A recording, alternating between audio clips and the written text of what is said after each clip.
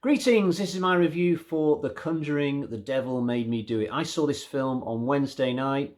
It's taken me a few days to do my review because I've been a bit of a lazy so-and-so, but I don't think it's the worst thing actually to let a film gestate in your brain for a while before you do a review. That's the official line that I'm going with anyway. There's not going to be any spoilers today, not any big ones. Anyway, you may inadvertently learn one or two things about the film that you didn't want to learn, but I go into this with the best of intentions. I'm going to try particularly hard not to go into detail about the last sort of 15, 20 minutes. Now, in the run-up to this film, I'd heard a lot of people say that they were worried about it because James Wan is not back in the director's chair. He who did the excellent Conjuring 1 and Conjuring 2. Michael Chaves directs this one, who also did The Curse of La Llorona. I'm not one of those people who worried about James Wan not doing this. Firstly, because just because he's done two good Conjuring movies doesn't necessarily mean that he would do a third good one. And there are a lot of people who think that The Conjuring 2, although a good movie, is a little bit down on the first film. So who knows, if Wan had done number 3, maybe that also would have been a little bit down on number 2. You never know. And also, even though a lot of people are a little bit unsure about the quality of The Curse of La Llorona, I personally thought it was a really good movie. I especially thought the first hour was brilliant. There were lots of good scares.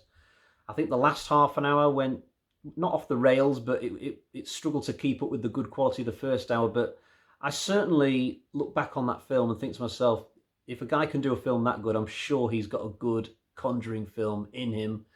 So the story for this sees a young guy called Arnie in 1981 kill this guy in a pet shop because he gets taken over by some kind of demon which makes him do it. Now, this is not in doubt in the movie because we actually see the demon possession take place.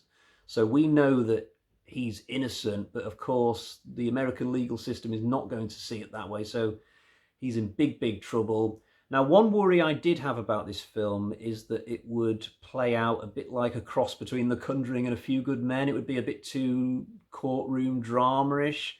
I looked at the trailer and thought that is a bit of a concern for me. I'm not sure that's the sort of movie that I want to see, but luckily, this film is not like that. We don't spend more than about a couple of minutes in the entire movie in a courtroom, which I was very glad about. I mean, once the Warrens get involved in this case, their concern is to go out into the wider world and hunt down whatever it is that caused Arnie to go off the rails.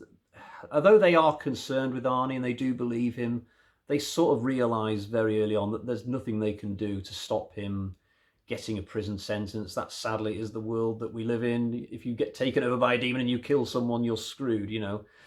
So all through the movie, there's no real hope for Arnie. And this was based on a real story, let's not forget as well. So there's no kind of unrealistic movie stuff that's going to come along and save this guy. He is going to get some kind of prison sentence. And at the end of the film, we do find that out. But for the most part, this film leaves the Arnie stuff as a side issue. That's just our reason for getting into the movie. The main movie here is the Warrens chasing down whatever it is that made Arnie do what he did.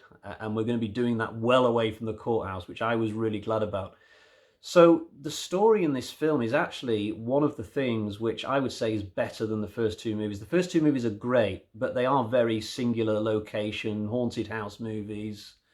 Something's possessing someone or something's haunting a house. The Warrens turn up and then for 2 hours we deal with it. I've never found in those first two Conjuring movies that I have to pay attention that much because the story's so simple. I can just sit back, relax, enjoy being chilled and watch the Warrens do their thing. In the third film, it's a bit different. It's a very twisty, turny, windy kind of story. The Warrens themselves don't have much of a clue as to what's going on for the longest time. I thought this worked for the film because in turn that means that we don't really know fully what's going on, but I like that sense of mystery about it. You really have to pay attention. It's just a cleverer film in that regard. So certainly for story, I would give this the edge over the first two movies.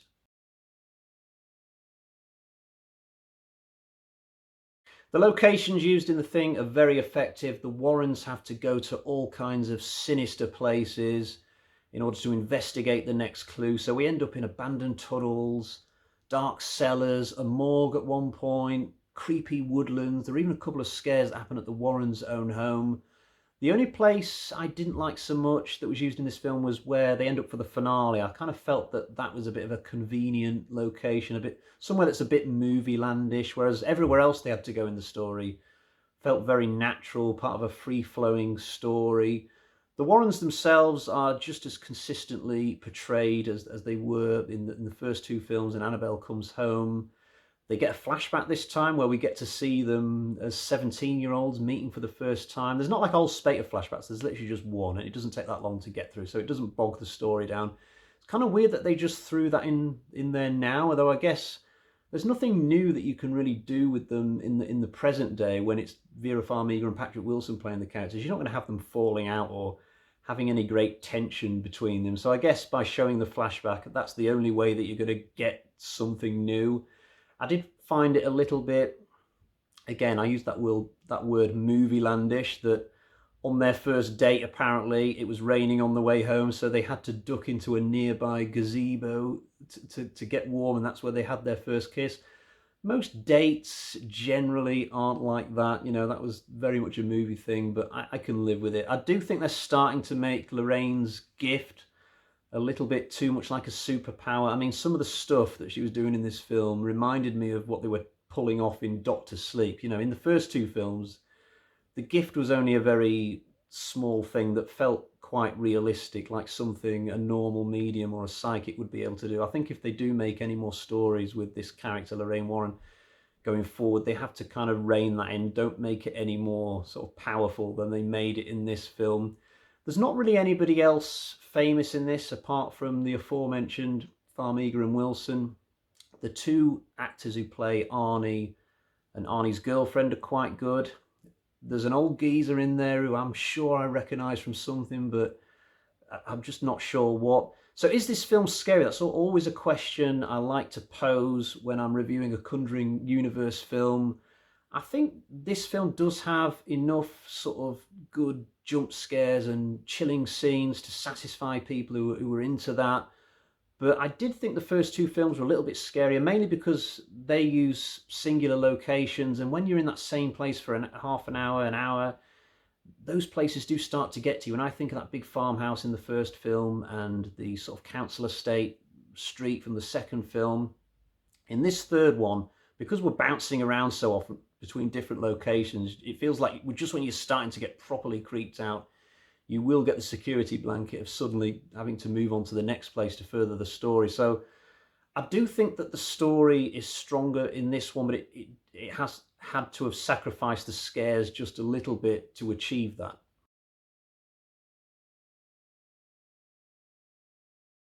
The soundtrack's really cool. If you've ever wanted to see somebody turning into a demon set to the music of a classic Blondie song, then you're about to get your wish. There is some unfortunate use of Suspicious Minds by Elvis. I say that because I just got done watching Army of the Dead, Zack Schneider's new film, which dropped on Netflix last week. That also uses Suspicious Minds. It's a really weird coincidence because I doubt the two productions were aware that they were each planning to use that same song in two different films, which are coming out in the same week almost.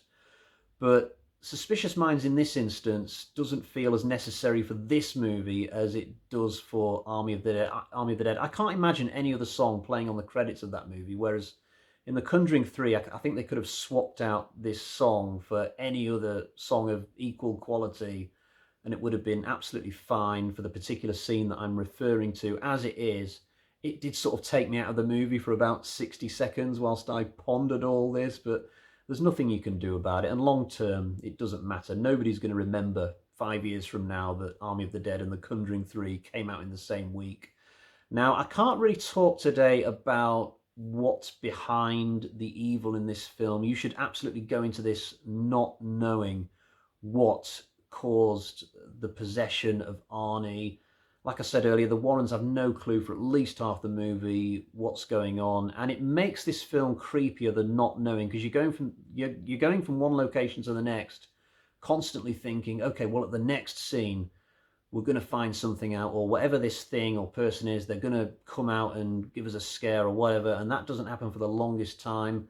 I think if you know what's coming, what's behind it all, then it will make the whole experience a little bit less effective. So Can't talk about it. I'm sorry. If you're wondering if there's any connections, by the way, between this film and any of the previous 7, then let me tell you there's hardly any connections, but that's a good thing. This franchise, although very famous as what would technically be known as a shared universe, all the films stand on their own 2 feet for the most part. All the links that there are that exist between the films are quite tenuous, and The Conjuring 3 carries on that tradition.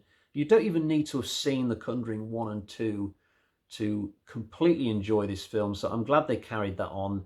I did criticise Spiral from the Book of Saw just last week for not having anything to do with its previous movies, but that is a totally different franchise. Ever since the beginning of Saw 1, all the films have connected to each other and had this soap opera feel, and there's been loads of flashbacks and connective tissue all over the place. If you suddenly give me a movie that has nothing to do with the previous films, then I'm going to find that really off-putting. But with the Conjuring universe, all the films since the beginning have done their own thing. They've been able to stand on their own 2 feet, and that tradition carries on here.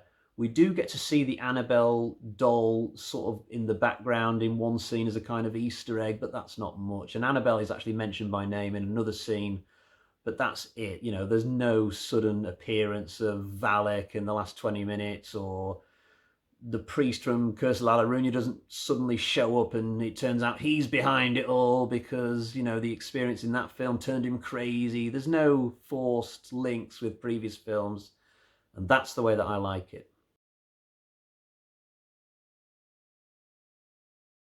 So do I have anything negative to say about the film? Well, the trailer sucks. I'm sick and tired of trailers showing way too much when it comes to modern day films. The truth of the matter is, if you've seen the trailer for this film, you've already had several really good scares completely spoiled for you. There's literally 2 occasions, I think, in the trailer where everything stops for like 2 seconds and then, boom, there's a jump scare. And I just think, what's the point of that? You might as well cut away before the scare, so we're left wondering whether there was a scare or not about to come. There's one scene in the trailer which I really hate the fact that it was there, because when we got to it, when I was watching it in the cinema, the whole thing was just ruined, and it could have been such a great scene if I didn't know it was coming. And it's not just me. My son the other day, I was showing him the trailer for the new Bond film, No Time to Die, and he just randomly said, they're showing way too much. It feels like I've seen the movie. I know it's easy to say, well, don't watch trailers, but when you've been waiting for a sequel to something like Bond or The Conjuring for like 5 years or so, you're just not going to go all that time without one day feeling bored and, oh, I'll just check out the trailer, maybe it won't be so bad. Literally yesterday, I was watching a trailer for Escape Room 2, which I think is called Escape Room Tournament of Champions. They've changed the name of it now. And as soon as I saw that there was a trailer available, I dived straight into it, and I'd not been watching this trailer for more than about 10 seconds when suddenly I turned my phone off and I thought, what am I doing there? I'm seeing all the games and scenes from the movie. The movie is going to have no impact on me whatsoever. So I shut that thing down, hopefully in time, but it just goes to show, trailers these days, 2.5 minutes, do they have to be that long? Don't mean to go on a rant, but I honestly don't think trailers should be any longer than a minute. But like I said, you could argue that the trailer of The Conjuring 3 has nothing to do with the main movie. In terms of actual criticisms that happen inside the movie, I've got very little, which is why I'm so happy to ramble on about the trailer. It did occur to me that maybe they could have used the Warren's daughter a bit more in this film. I think that could be an interesting dynamic if they were to include her, if she was to go along on the investigations, and it would be more of a 3-way, you know, it would just change things up a little bit. I don't think they used the daughter hardly at all in this film, which is a shame because they're still using the same actress that they've been using all along. Like I said before, you can't really change up the dynamic between the 2 Warrens that much. So, I don't know, if they do another one after this, which is no guarantee, maybe they should think about including Judy a bit more. I'm not even sure about her name. She's in this film that little, but in terms of really big criticisms, I've got absolutely nothing really, just very, very minor things. This film is really good from beginning to end. It's not a perfect film, but it's very satisfying. It ticks all the right boxes. It is a little bit scary, very atmospheric. It's a very good story. And I don't have anything really negative to say, apart from the trailer, for the most part. So let's get to the bag of terror and find out what sort of score I'm going to give this.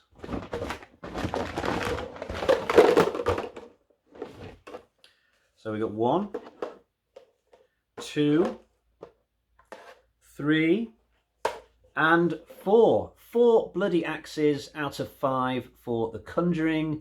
The Devil Made Me Do It. That is a super score for a third film in a franchise. And I guess I'll be back very soon to do my updated Conjuring Universe rankings. Until next time, cheerio, bye-bye.